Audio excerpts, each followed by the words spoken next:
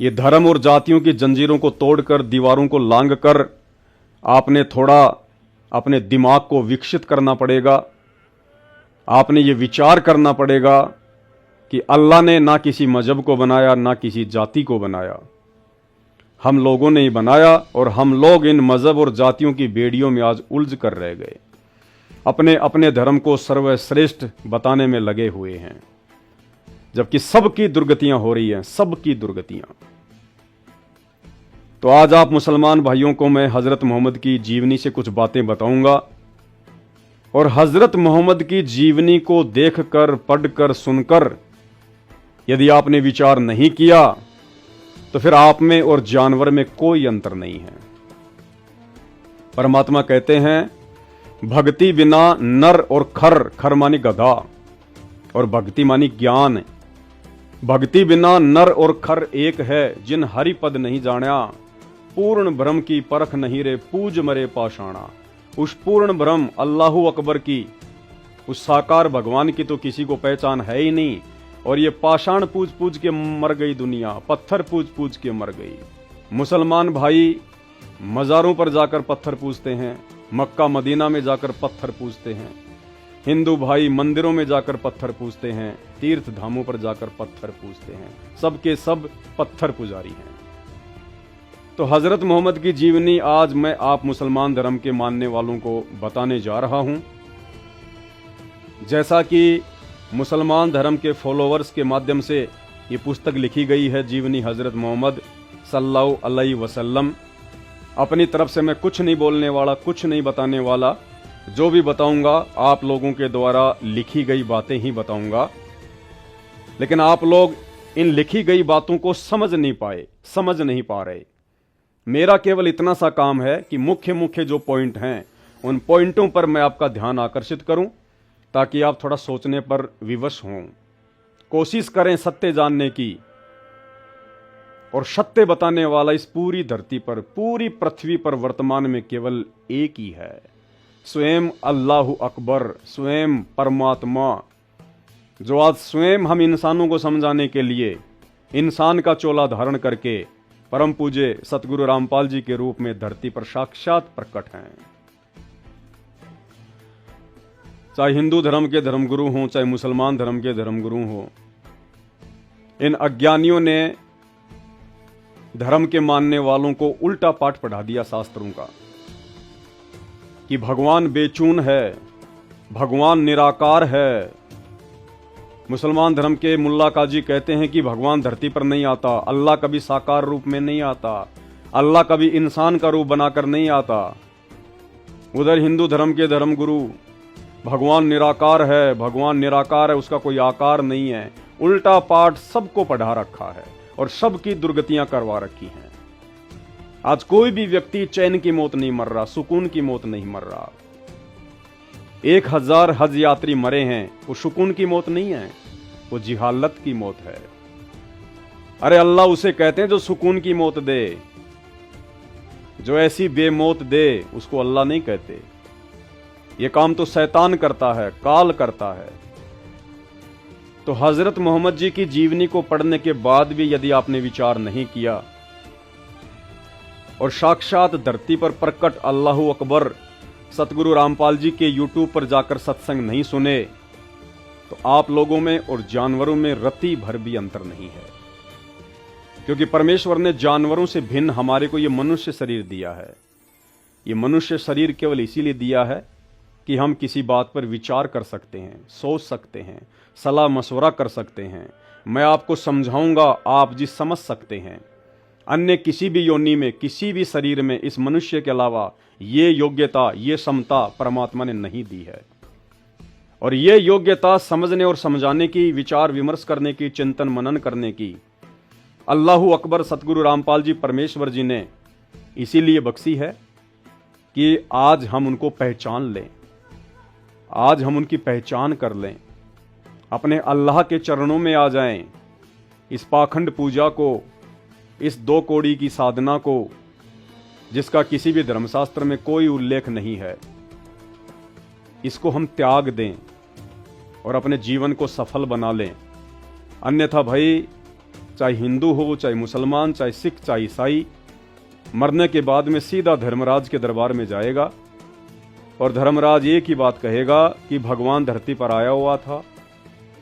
नादान, अल्लाह धरती पे प्रकट था, तेरा सौभाग्य था।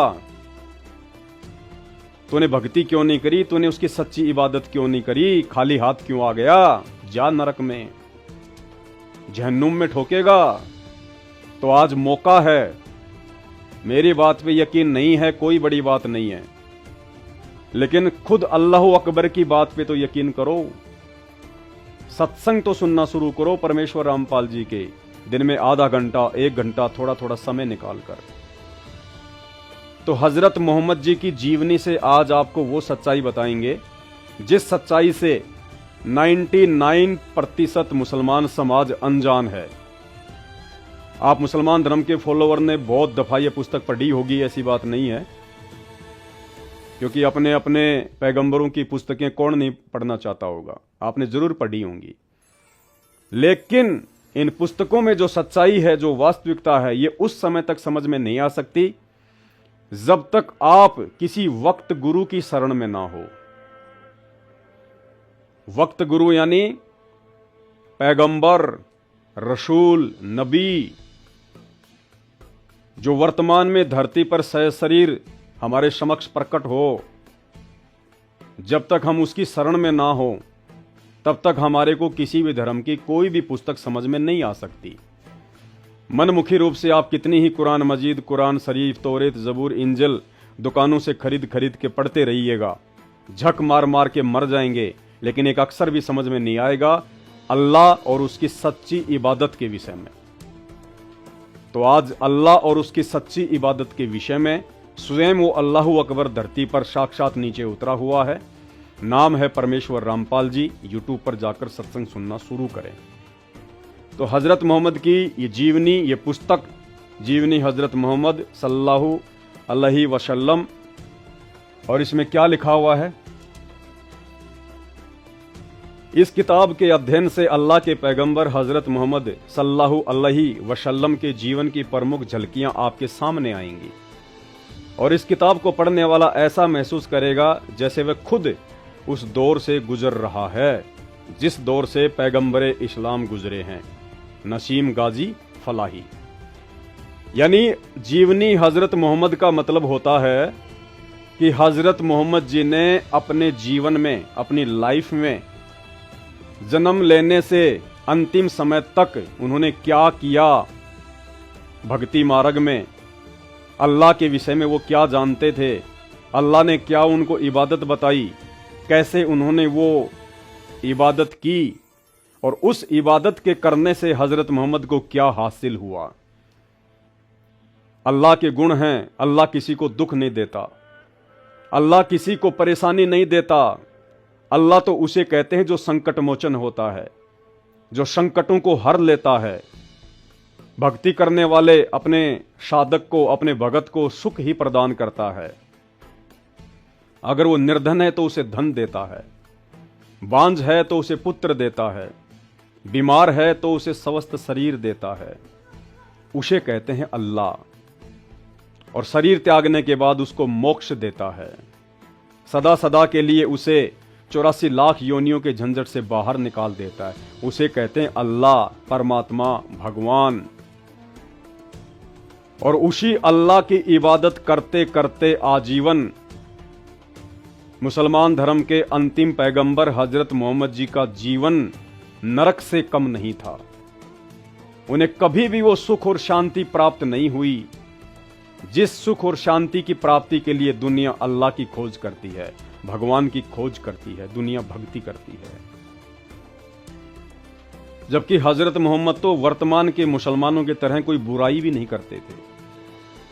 हजरत मोहम्मद जिनकी उम्र 63 वर्ष थी, यानी वो 63 वर्ष की उम्र में अल्लाह को प्यारे हो गए थे। उन्होंने कभी भी अपने जीवन में तमाकू को छुआ तक नहीं, शराब को छुआ तक नहीं, मांस को छुआ तक नहीं, कभी किसी का दिल तक नहीं दुखाया, कभी किसी के साथ में लड़ाई झगड़ा नहीं किया, हमेशा अल्लाह की इबादत में लगा रहता था। और उस मोहम्मद का जीवन भी नरक के समान व्यतीत हुआ और अंत में कैसी दुर्गति से हजरत मोहम्मद जी के जीवन का अंत हुआ, ये इसी पुस्तक जीवनी हजरत मोहम्मद में साफ साफ अक्षरों में लिखा हुआ है। कहने का मतलब है आप तो हजरत मोहम्मद जैसी इबादत अल्लाह की लाख जन्म भी नहीं कर सकते, और जो प्योर इबादत, जो पवित्र साधना आज से 1200-1300 वर्ष पहले हजरत मोहम्मद जी किया करते थे, आज आप मुसलमान उस इबादत का 1% भी सही तरीके से नहीं कर सकते, तो सोचिए आपके साथ क्या होगा। और उसके बाद परम पूज्य सतगुरु रामपाल जी परमेश्वर जी के सत्संग सुनना शुरू करें, यूट्यूब पर जाकर सर्च करें सत्संग संत रामपाल जी भगवान, एक सृष्टि रचना नाम का चैप्टर है, उसको जरूर देखें। सृष्टि रचना संत रामपाल जी भगवान लिखें, सृष्टि रचना को पढ़ें, आपको वास्तविकता समझ में आएगी अपने धर्म की पुस्तकों की। इसके अलावा आप जी संत रामपाल जी और डॉक्टर जाकिर नाइक की डिबेट भी यूट्यूब पर जाकर सर्च कर सकते हैं। डिबेट वर्सेज संत Rampal G versus doctor Zakir Naik, सारी सच्चाई आपकी आंखों के सामने आ जाएगी। संत रामपाल जी धरती पर स्वयं सनातनी परमात्मा है, अल्लाहु अकबर हैं, और ये वो ज्ञान देने के लिए आए हैं, और वो ज्ञान वर्तमान में वो दे रहे हैं सन 1994 से, जो ज्ञान ना ही तो मुसलमानों की चारों पुस्तकों में है और ना ही चारों वेदों में है। तो चलिए अब आपको इस पुस्तक में दिखाते हैं कि ये जो काबा है, मक्का और मदीना है, जहां पर प्रतिवर्ष मुसलमान भाई हज करने के लिए जाते हैं, इसकी सच्चाई क्या है, वास्तविकता क्या है, वहां जाने से कोई फायदा है भी या नहीं। आप खुद मुसलमानों की पुस्तकों में लिखा हुआ है, आप खुद अपनी आंखों से पढ़िएगा कि जो काबा था उसकी पूजा क्यों शुरू हुई, कैसे शुरू हुई, मक्का मदीना में क्या है, कुछ है भी या खाली वैसे ही लोग टाइम पास के लिए जा रहे हैं। आप ही की पुस्तकों में लिखा हुआ है, यह देखिएगा। फिर एक बात और थी जिसकी वजह से यह अकीदा और तेजी से फैला। कौन सा अकीदा? काबा में पूजा का अकीदा। काबा में जो पूजा होती है वो कैसे फैली, काबा में जो मूर्तियां हैं वो कहां से आई, अल्लाह ने ऊपर से लाके रखी या इंसानों ने खुद ही अपने हाथों से बना बना के रख दी, जैसे आजकल मंदिरों में मूर्तियां बना बना के रख देते हैं, इंसानी बनाने वाला, इंसानी उनको पूजने वाला। फिर एक बात और थी जिसकी वजह से यह अकीदा और तेजी से फैला। ज्वालामुखी पहाड़ फटते तो लावे की शक्ल में जो पत्थर निकलते, उनके बारे में धारणा थी कि ये टूटे हुए सितारे हैं। ये देखिए मूर्खता। पहाड़ों से जब ज्वालामुखी फटता था तो काबा में, मक्का मदीना में रहने वाले मुसलमान क्या सोचते थे कि ये आसमान से टूटने वाले तारे हैं, सितारे हैं, अल्लाह की तरफ से आ रहे हैं। मूर्खता। जो आकाश से धरती पर आ गए हैं, यहीं से वे पत्थर पवित्र समझे जाने लगे, क्योंकि कुछ जातियों के दिल में तारों की महिमा रच बस गई थी, इसलिए कि उनमें जगत सृष्टा की कुदरत का जलवा था, उनकी शक्ति और महानता की छाया थी। इसलिए जिन पत्थरों के बारे में उन्हें विश्वास होता कि ये सितारों से टूटे हैं, उनको बहुत बरकत वाला समझते और बड़ी इज्जत करते। फिर इज्जत का यह ख्याल और आगे बढ़ा और अब उनकी पूजा भी होने लगी। ज्वालामुखी के पत्थरों को अल्लाह के पत्थर समझकर, अल्लाह की नियामत समझकर, आसमान से टूटे हुए तारे समझकर शुरुआत में मुसलमान धर्म के फॉलोअर्स ने उन पत्थरों की पूजा शुरू कर दी। आगे देखिए, फिर एक कदम और आगे बढ़े। अब वे पत्थरों को खुद काटते छांटते अपनी पसंद की मूर्तियां बनाते, यानी पाखंड शुरू कर दिया फिर लोगों ने। पहले तो खाली ज्वालामुखी के जो पत्थर थे अच्छे अच्छे उन्हीं को लाकर पूजते थे, उसके बाद में खुद उनको काटने छाटने लग गए, उनको बढ़िया बढ़िया शक्ल देने लग गए। अब वे पत्थरों को खुद काटते छांटते अपनी पसंद की मूर्तियां बनाते, जिस बुजुर्ग या देवता से चाहते उसका संबंध जोड़ देते। उस समय के मुसलमान मनमुखी रूप से किसी भी देवता का संबंध उन मूर्तियों से जोड़ देते कि ये फलाने देवता की मूर्ति है, ये फलाने देवता की मूर्ति है, मनमुखी। फिर उनको एक जगह स्थापित करके पूजना शुरू कर देते, प्रेम और श्रद्धा में उन पर भेंट चढ़ाते, जैसे मंदिर मस्जिदों में लोग श्रद्धा से भेंट चढ़ाते हैं। उन पत्थरों के ऊपर मुसलमान धर्म के वो अंध श्रद्धालु फिर भेंट चढ़ाने लग गए। कोई पैसा चढ़ाता, कोई सोना चांदी चढ़ाता, कोई खाना चढ़ाता। उनके नाम पर मन्नतें मांगते, उनके नाम पर मन्नतें मांगते। खुद ही पत्थर उठा उठा के लाते, खुद ही उनको काटते छांटते, खुद ही उनको भगवान बना के, अल्लाह बना के, देवता बना के उनको काबा में रखते, अपने घरों पर रखते। फिर उनसे मन्नतें मांगते कि मुझे बेटा देना, मेरा ये काम ठीक हो जाए। खुद ही उनसे मन्नतें मांगते, खुद ही भगवान बनाते, खुद ही अल्लाह बनाते और खुद ही अल्लाह से फिर मन्नतें मांगते। यानी आपको यह समझाने का प्रयास कर रहा हूं कि मक्का मदीना और काबा में कोई अल्लाह नहीं है, कोई खुदा नहीं है। जैसे मंदिरों में कोई भगवान नहीं है, मस्जिद में कोई अल्लाह नहीं है। मनमुखी काम है, सारे के सारे मनमुखी काम। ये मंदिर मस्जिद चर्च और गुरुद्वारे में जितने भी भगवान हैं ये सब इंसान के बनाए हुए हैं। आपकी आंखों के सामने आप ही मुसलमान धर्म की पुस्तकों में लिखा हुआ है। और 1000 यात्री जो मरे हैं काबा में, मक्का मदीना में जो हज करने गए थे, वो अपनी खुद की मनमुखी घटिया साधना के चलते मरे हैं। अल्लाह ने कभी नहीं कहा तुम्हें कि काबा में आओ, मक्का में आओ, मदीना में आओ। मनमुखी अगर ये किताबें पढ़ लेते अपने धर्म की, इनको समझ लेते, तो वहां जाने की आवश्यकता ही नहीं पड़ती। और वहां नहीं जाते तो ऐसी दुर्गति से मौत नहीं होती। तो खुद मनमुखी साधना कर रहे हो, खुद ही अपनी मौत को न्योता दे रहे हो। उनका ख्याल था कि इस तरह वे देवता अल्लाह के यहां सिफारिश करेंगे। उस समय के मुसलमान क्या सोचते थे, जो मूर्तियां वो बनाया करते थे, वो सोचते थे कि हम इस प्रकार से मूर्ति बनाएंगे, उन पे भेंट चढ़ाएंगे, मन्नतें मांगेंगे, तो ये मूर्तियां अल्लाह के पास जाके हमारी सिफारिश करेंगी। मूर्तियों को उन्होंने अपना एजेंट बना लिया, माध्यम बना लिया उन मूर्तियों को। बिगड़े हुए काम भी बना देंगे और आखिरत में मुक्ति और नजात के साधन भी सिद्ध होंगे कि मरने के बाद हमारी मुक्ति भी होगी और जीते जी हमारे को लाभ मिलेंगे, फायदा मिलेगा अगर हम इन मूर्तियों को पूजेंगे। तो अब आगे चल के पता चलेगा कि हजरत मोहम्मद के जीवन में क्या क्या घटनाएं घटित हुई।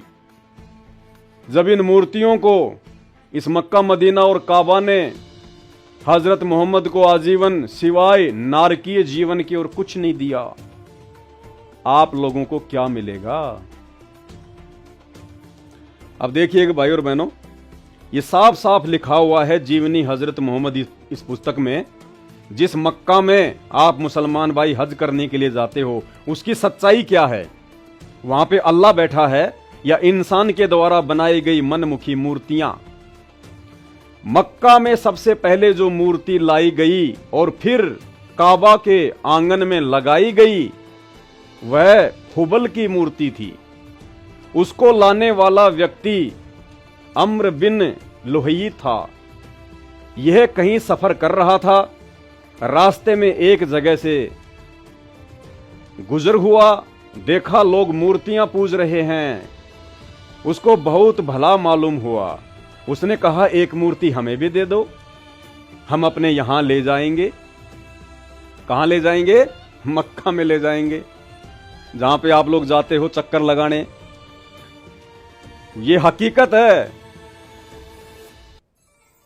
रास्ते से पड़ा हुआ एक पत्थर, लोगों ने उसकी मूर्तियां बना दी और उस मूर्ति को ये व्यक्ति अमर बिन लुहई खरीद के ले आता है और मक्का मदीना में स्थापित कर देता है, और उस मूर्ति पर देश विदेश के मुसलमान चक्कर लगाने जाते हैं।